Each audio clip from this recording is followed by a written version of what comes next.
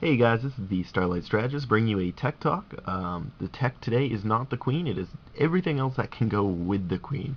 Megabugs has been getting a lot of hype lately, very much warranted because it's had 2 KMC wins, and it wasn't just a fluke, which a lot of people were, saying. And, they had a lot of strength, they got a lot of support with Clash, and so now that people are finally realizing, hey, this deck works, um, people are just going crazy with it. You're seeing 3 Civ, 4 Civ, dropping just about anything with it. And that's the thing. The Megabug engine itself can work on a minimum of just about 12 cards. Anything less than that would be very inconsistent, I would think. The Manitic Queen engine just works just because Manitic searches out the Queen. Turn 9, you can just drop the combo right away. The Queen has fast attack, you can just start swinging with it right away. And the faster you swing with the Queen, the more your deck just completely, your field just blows up. And that's the whole point. It is a rush deck that you just can't keep up with to control. Very aggressive, its mid-game is extremely strong.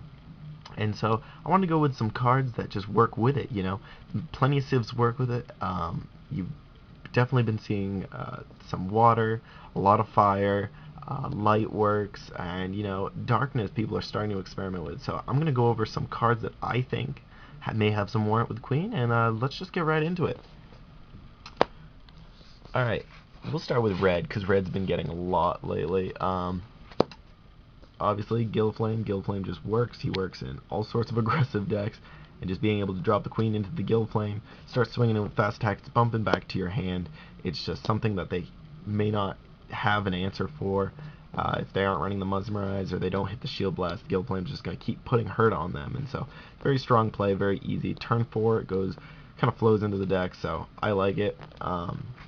Steam Tank, a lot of people are iffy on Steam Tank. I really like it, at least a 2 of. Just giving all your chumps fast attack, those Manitics, Manipods, the Scorpions, like those cards, they're kind of clogging it. Like, yeah, you can play them, they're nice, but when you have Krylon on the field, they just become great cards, and anything you hit off the Queen now becomes a fast attacker. It just puts so much pressure on your opponent and really start beating them down for that late game, for that mid game push. You want to beat them to the turn 9, obviously. You don't want to see Andromeda hit the field. You want to just completely go nuts with the deck and just overwhelm them completely. So this is a great card to work with it. Krylon, in my experience with Krylon, just seeing it late game actually helps because you can drop the Krylon and 1 or 2 things with it because you have the mana built up for it. So I like it, and you don't even need fire in your mana because to play it off the Queen because you can drop it down because it's turn 5. So I like that a lot. Red Scale Draken, it's like Gillflame's like half cousin, twice removed. Like it's a mini, like it's literally, oh, it's a 4 for 5. Well, this is a 5 for 4 powerful attack that stays on the field. It does have the fast attack, and that's what it's used for. It has the fast attack. Keep swinging in. One thing that depends on how aggro. If you're playing heavy on the red, you can play the Blaze Belchers. You can play the Jet Thrust. I like the Jet Thrust almost, I don't want to say over the red scale. The red scale works, but the Jet Thrust you can start hitting turn 3 if you don't have the Manitic in hand. So just keep putting that pressure, keep beating them down, picking them away. So, and then lastly for the red, I have Blade Rush Wyvern. I really like this because, keep in mind, Queen's effect goes off before blockers are chosen. So you attack with the Queen. If you hit the Blade Rush, kill their blocker. Now they have nothing to swing through. Grandgurs hurt the Queen quite a bit because you're not really running a lot of removal, more bounce oriented or tap down. So the Blade Rush just completely kills that off. Now they have to either block with a chump, something that is going to die to said Queen, or they just have to take the double break, and that really hurts them. Not to mention, the Krell on the field is fast stagger, so that works. Water, there's only 2 cards that I really say would really stand out in the deck. Rusalka's just always worked. Again, since it goes off before blockers are chosen, you can bounce the blocker, you can bounce cards back to their hand, and really just screw with their setup, screw with their field, just keep them on the down while your field is just blowing up with cards. So Rusalka works. I like Rusalka. This is definitely one of the better blue cards to play with it. And the other card that I thought was just kind of neat is Reef Scout. Reef Scout, hit it off the Queen, you get the +1 for playing the Reef Scout, and keep in mind, it isn't a card from hand, so that's just a +1 without even just for playing a free card, really. So that's kind of nice, kind of abuses that effect, and you have something to block for the queen once it's in play. So I kind of like that. It works. Uh, Moving on to the light section, Keeper of Dawn. Depends on how spell heavy. I mean, with megabugs you really don't want to go spell heavy, but it's just something that works off the queen. You bump this down, you grab a spell back to your hand, whether that be a Storm Spark, Piercing Judgment. If you're playing the light, you might be playing the Piercing Judgment, Storm Sparks. I don't know. Depends on what other civs you're running. You know, you could grab back Sprouts, Reap and Sows if you want to get more ramp. So this could work, but yeah, I don't know. It just came to mind more because it was a 5-drop rather than the fact that it's really going to help the deck. Homunculon is another card that people are...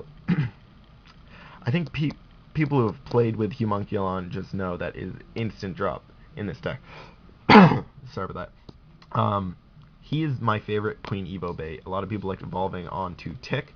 I like evolving onto Homunculon, because Homunculon, what happens is if they bounce Queen, there's a lot of bounce right now, especially with Judgment, especially with Rusalka's, Grip of Despair, stuff like that. If they bounce the Queen, you get the Homunculon buff off again. That's really nice. Not to mention, when you play it off the Queen, you get that tap down, which is really nice, and you get to give something a 3k boost, preferably the Queen, because if they have Granger on field, you give it to the Queen. Now they're less apt to block with the Granger. It's going to hurt them a little bit more. It's going to keep the Queen alive, just really help that out. So, Homunculon, I absolutely love it. I think this is why I say Bugs is more of a 15 drop instead of a 12 drop, just because I love the Homunculon. I played with him a lot before just playing with Bugs, and so, yeah. Another card that I think has merit in light is the Canyon Skimmer. That tap down effect works really well. Tapping down one of their other creatures to swing over, say you have 2 queens on field, and you can use the other queen to take it out, or just any of your other attackers. And kind of like the same with the Reef Scout, you then have something to block and protect said queens. So that's pretty nice. It is a 4-drop. It flows into the mana really well. And yeah, I mean, if you're playing heavy light civilization with Queen, this could work. I kind of like it. This is more like these are like tools in Queen's toolbox, if you want to say that. And just, yeah, if you're playing heavy on light, there's not usually a lot of blockers in Megabugs. I've seen Lemons, I've seen stuff like that. I haven't seen Canyon Skimmer, and I like Canyon Skimmer for it, especially for that tap down their blocker, take the last 2 shields, or swing through for game, stuff like that. So Canyon Skimmer, I personally like in the deck. And for black, or darkness, there's not a lot. I will say there's not a ton. I mean, I'm not even gonna mention Fumes. I just did, but like, it works, but it's really not helping your field presence. Ripper Reaper could work. It's kind of neat. Just discarding one of your chump creatures, like a mana tick you've already used or whatever.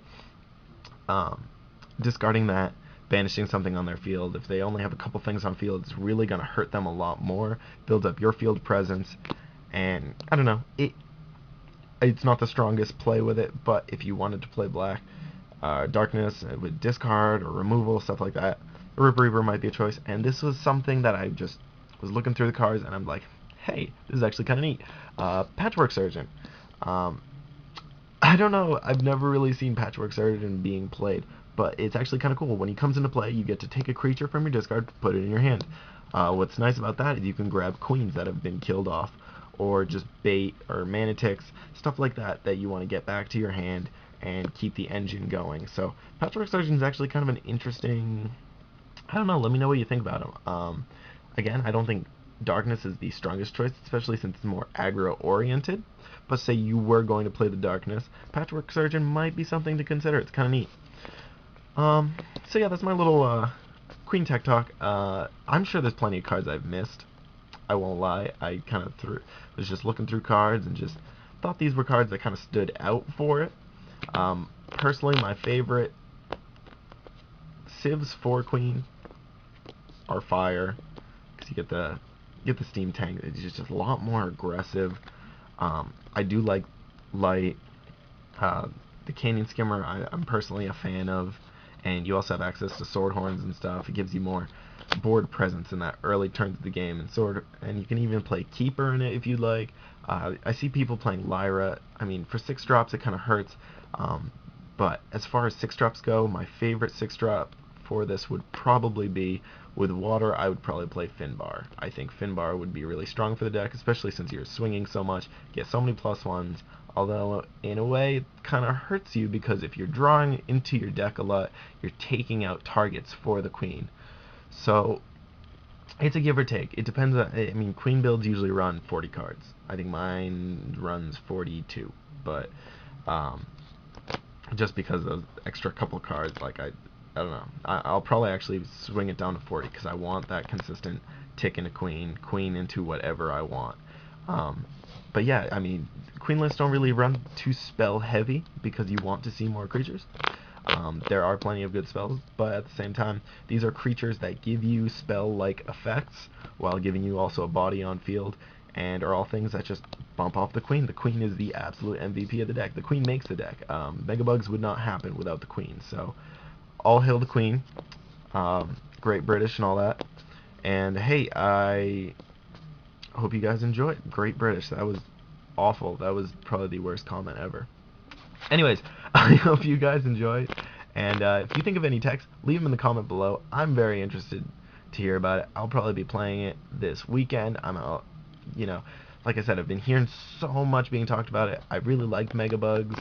I've wanted to see them work, so seeing them actually start getting the hype now that I got my hands on all the cards for it, I'm like, alright, I'm excited to play this. I really want, not to mention I just want to test against it. So, you know, Nats is coming up. I think megabugs may very well see an appearance. So, yeah, let me know, guys.